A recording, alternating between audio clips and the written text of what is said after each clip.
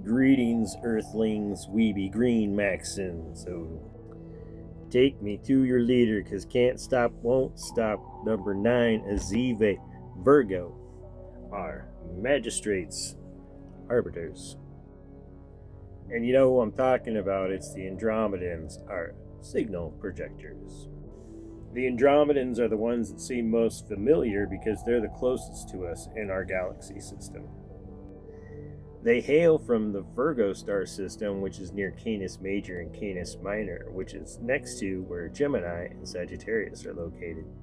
And if you remember from my video on the Orions were the first ones to essentially seed our universe. The highly evolved Orions and the highly evolved Blue Avians from nearby systems would both rush to the Andromeda or Virgo system. At first, they'd evolved to become the winged Andromedans, which rivaled the original Arcturians. So to rival the other forces in the galaxy, they had to become more compact and less animal-like. Early renditions looked more animal than human.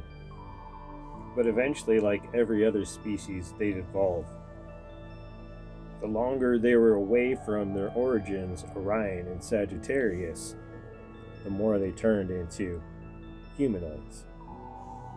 And then through selective breeding, there'd be an initial split, which was similar to the split between the Zeta Reticulans and the Arcturians, in that they had smaller scouts that looked more animal-like, that could endure the time and space and long-distance missions.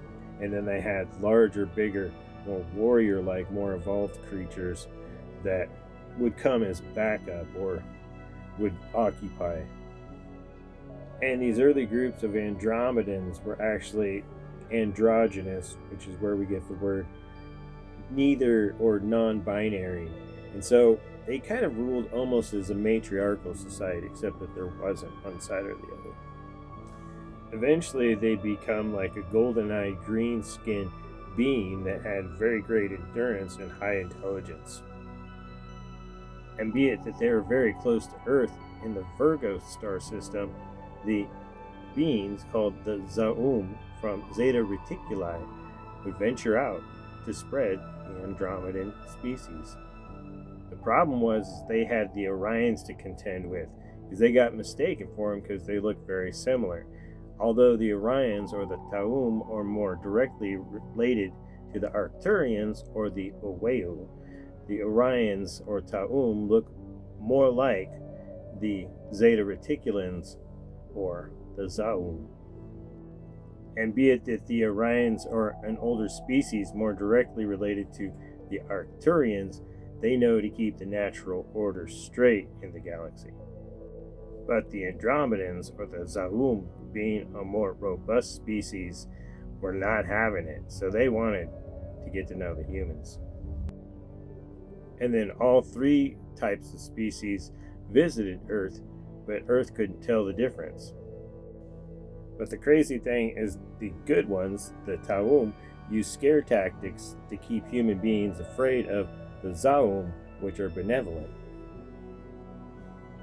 And since it appears like one species is visiting more often because there's actually three that look very similar, we've come to know this classic archetype as the Zeta Reticulans.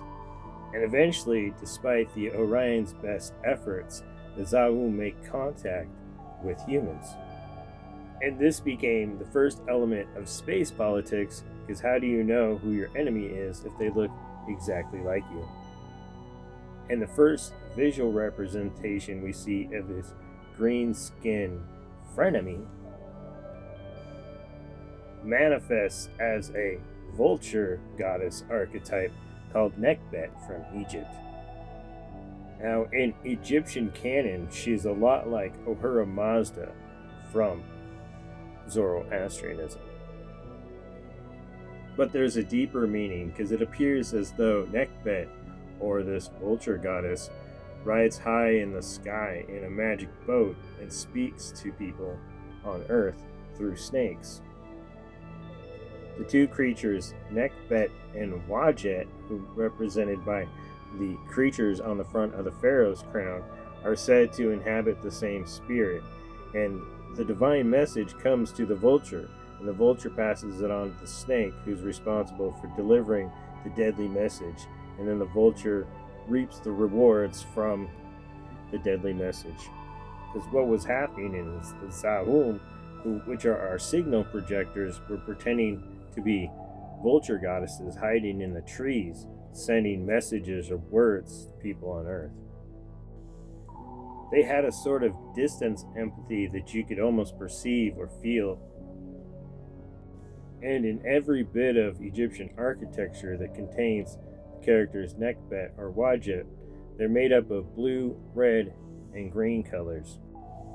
Wadjet having the exact same wings. What they represent is blue eyes, green eyes, or red eyes, the frequency of those certain eye colors as the people had children.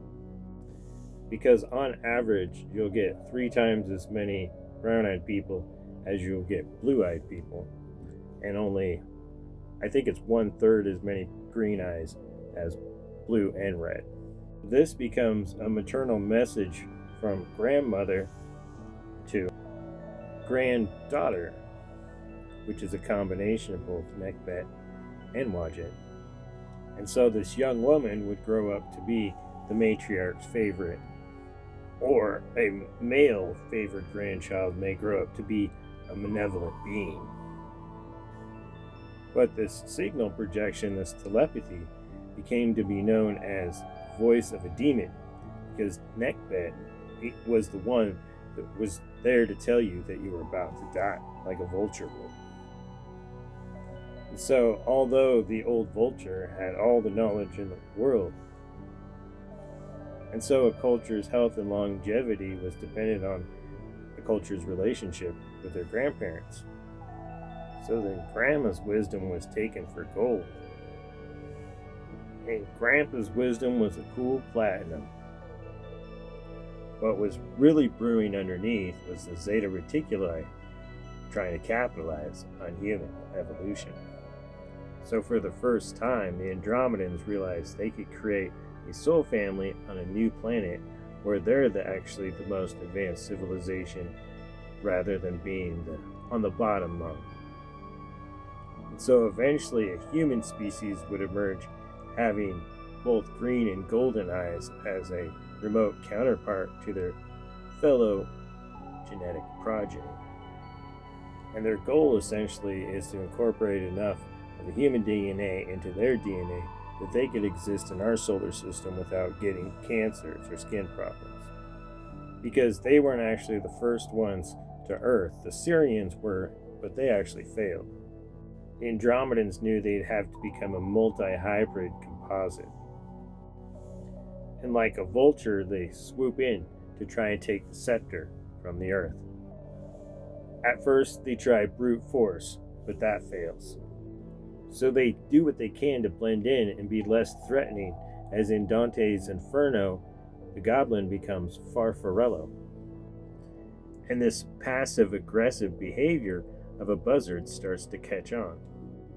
They would occupy villain roles famous for their focus and intent. They'd occupy hero roles for their unique character development. And eventually, these rugged space travelers, they would eventually become gods among men with heightened wisdom.